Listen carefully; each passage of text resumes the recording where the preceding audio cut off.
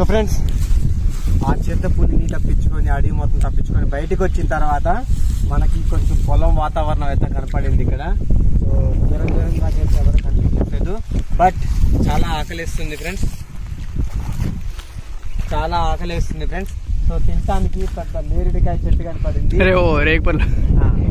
తినడానికి కొంచెం రేగిపళ్ళు చెట్టు కనపడింది, ఇంకా పక్షుల గూళ్ళు కూడా ఉన్నాయి ఫ్రెండ్స్. సో ఇట్లాంటి చూపిస్తా. సో ఇదిగోండి ఫ్రెండ్స్, వీటిల్లో హై లెవెల్ విటమిన్స్ అయితే ఉంటాయి. సో మనకి చాలా ఉన్నాయి. సో ఈ ఏరియాస్ పెట్టుకుంటే మనకి ఇప్పుడు లంచ్ ఇంకా రాత్రి డిన్నర్ కూడా వీటితోనే చేసుకోవాలి మనం. సో వీలైనంత వరకు అయితే ఏరి పెట్టుకుందాము. సో చాలా మంది అయితే ఉన్నారు మన స్టాఫ్ మొత్తం. సో వాళ్ళందరి కోసం కూడా ఏరాలి.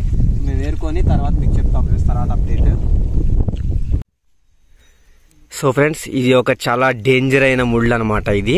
ఎందుకంటే ఇది ఒంట్లో ఒక చాట గుచ్చుకుందంటే ఇంకో చాట నుంచి వెళ్ళిద్ది. అది వెళ్ళే ప్లేస్ అంతా మొత్తం సీము కట్టుకుంటా పోతుంది. సో ఈ విషయం మాత్రం మీకు ఎవరు చెప్పరు.